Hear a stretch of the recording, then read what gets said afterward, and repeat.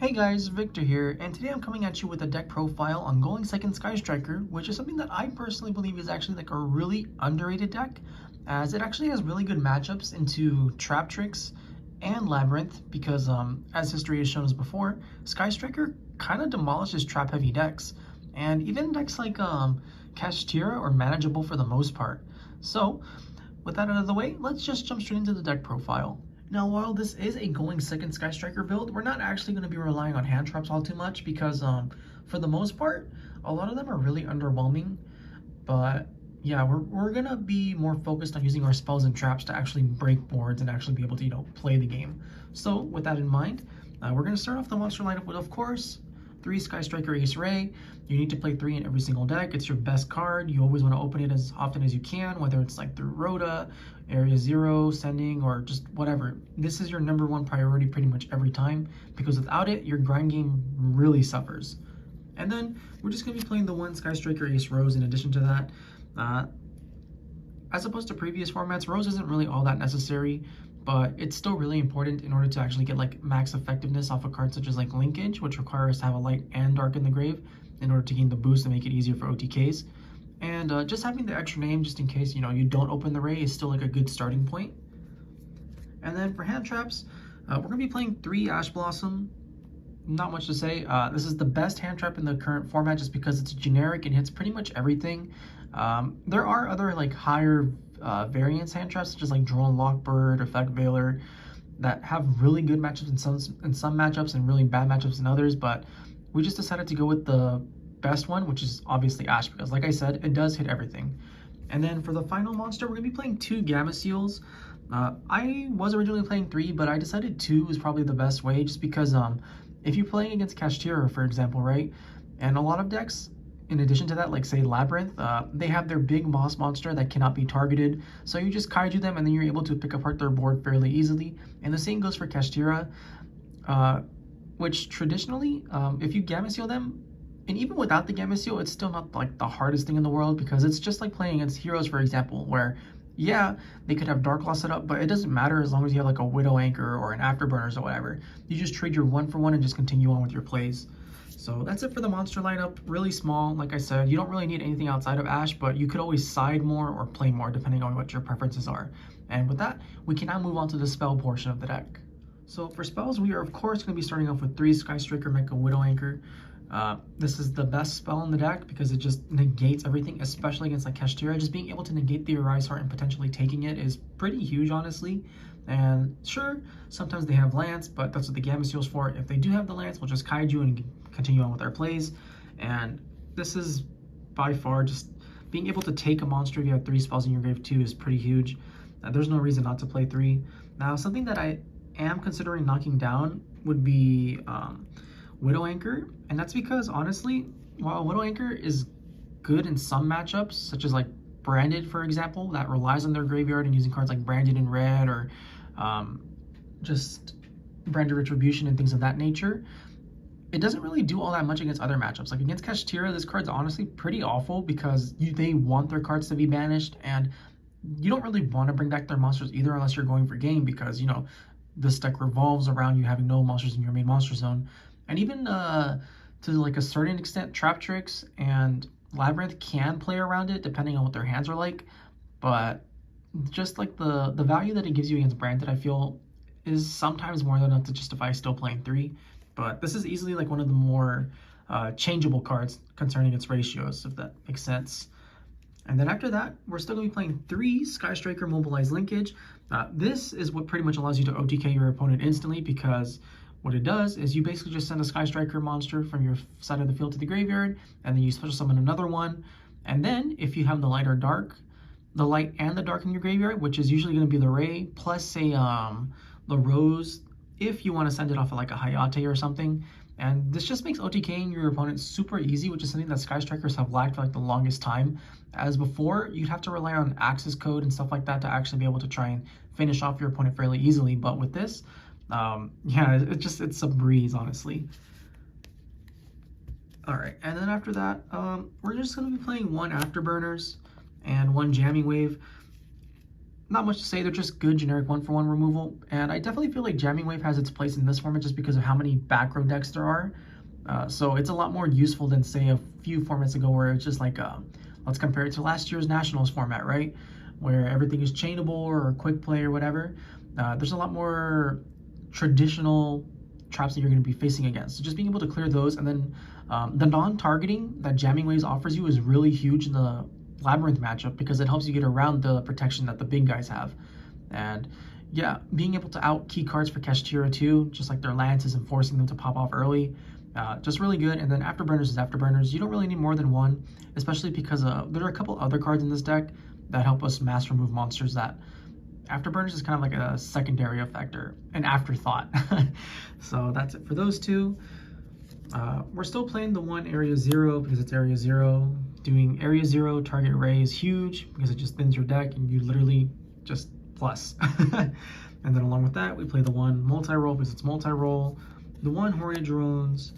The one Eagle Booster is something that a lot of people sometimes don't play, but I feel like it's actually really good in this format, especially because Labyrinth is a deck, and that deck mains triple skill drain a lot of the time. So just being able to Eagle Booster one of your Link monsters to ensure that their effect resolves can go a long way in helping you win that matchup for like a lot more easily, you know? And then for the final Sky Striker spell, we are of course playing the one Engage. Card's broken, does literally everything, searches, draws, whatever. Yeah.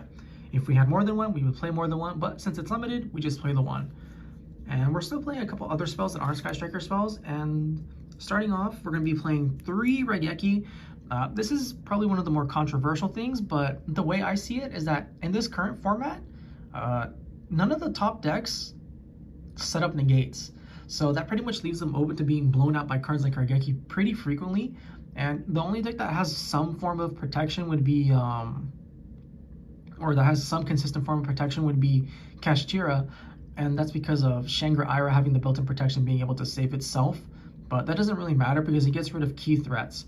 But if you don't want to play Raigeki, that's also fine, because this is also like the most changeable card in the deck. If you want, you could prioritize cards like Mind Control, Change of Heart, or just things of that nature that help you go second a lot more easily. And then we're also going to be playing 3 Triple Tactics Talents. There's no Triple Tactics Thrust in this deck, mainly because of the fact that Droll and Lockbird, I feel, is becoming a lot more popular, and if you get Drolled in this deck, your Thrust is literally useless, because this is a going second deck, right? So I'd rather just play the 3 talents to be able to rip my opponent's hand or take their monsters, attack, draw 2, whatever. The 3 of this is much better in most situations than the 3 Triple Tactics Thrusts. And then after that, we still play a bunch of 1-ofs. So we play the 1 Rhoda because it searches out our Raye, the 1 Feather Duster because it helps clear back row decks, or just annoying back row, which is really prevalent in this format. And then the 1 Upstart Goblin because it's just a free draw 1 that fills up your graveyard with a spell. And with that, that's the spell lineup, and now we can finally move on to the trap portion of the deck. Now, for the traps, we only play 6 cards, but these 6 cards are very impactful. So we're going to start off with 3 Infinite Impermanents. Not much to say. This is one of the few hand traps that's actually a trap that activates in your hand, and it's really good in a lot of situations just because if you use this, that means you're not going to be able to get talents by your opponent if they're still playing that. It doesn't play into Thrust, and it's just really hard for your opponent to negate this. Sometimes you're playing against kashtira and they'll open the lands to stop this, but overall, Impermanence does get the job done, and it's really useful. And then after that, we're going to be playing 3 Evenly Matched. Since this is a going second deck, that means we can play 3 Evenly Matched. And it's honestly really huge just because a lot of people are not respecting like board breakers or board wipes. So Evenly Matched heavily punishes them because a lot of the times people are just setting everything that they have, whether they have the judgment or not, because they'll think they'll be safe, right? So just being able to get rid of all those key cards and especially banishing them face down so that most decks will never be able to get to them and access to them again. Yeah, it just goes a long way in helping you win the game. And with that, that's the main deck. It's 40 cards to keep it as consistent as possible. And now we can finally move on to the extra deck. Now, it wouldn't be a Sky Striker extra deck unless we played 3 Sky Striker Ace Kagari. The card is insane. Whenever it's special summoned, you're able to target 1 Sky Striker card in your graveyard that's a spell and add it to your hand. And then this card gains 100 attack for every spell in your graveyard. So, especially in the mid to late game, this card becomes an insta threat because it's consistently over like 2,500 because it's very easy to get 10 plus spells in the grave. And then, since this is a Sky Striker deck, your Raye will also be able to help it float a lot more consistently, and then you can just continue to beat down your opponents and outgrind them. And then we're also going to be playing the 3 Shizuku, literally your end board card, because it searches any Sky Striker spell that's not in your grave from your deck to your hand. And then this one helps you also beat over your opponent, because for every spell in your graveyard, your opponent's monsters lose 100 attack. And then something that a lot of people aren't really doing or haven't done traditionally is playing 3 Sky Striker Ace Hayate, which I honestly feel is really important just ever since Linkage became a card. 3 Hayate is huge because it allows you to, attack directly. And then this card specifically is what allows you to get the Linkage OTK off, because it helps you send Roze if it's not in your graveyard, in addition to the Raye. So all your Sky Strikers become 2,500 beat sticks automatically. And yeah, the card's just insane with the consistency that it offers you. And then for our final Link 1 Sky Striker, we're playing the 1 Kaina, because sometimes you just need to be able to prevent your opponent from OTKing you. Not much to say. After that, we're going to be playing 2 Zeeks. If you decide to go the route of like Change of Heart and Mind Control, this card becomes a lot more like impactful, just because it's very easy to make, since all you have to do is include 1 Sky Striker Ace monster plus the monster that you take. And it's still really valuable in a lot of situations because of the fact that we have Widow Anchor, and just being able to remove a key threat for at least 1 turn can sometimes just straight up win you the game. So yeah, 2 Zeke. I wouldn't play 1 and I wouldn't play 3. I think 2 is the perfect number. Then after that, we're just playing 1 Nightmare Phoenix, because it's Nightmare Phoenix, good generic Link 2 that clears back row.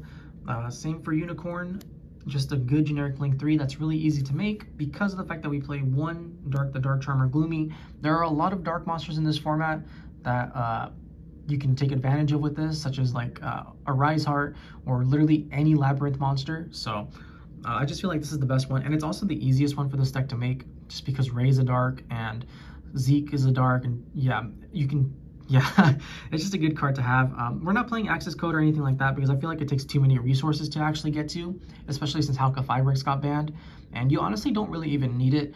This is more than enough to actually successfully win the game most of the time. And with that, that's the Sky Striker deck. I hope you guys enjoyed it. If you did, please feel free to like, comment, subscribe, and I'll catch you guys next time. See ya!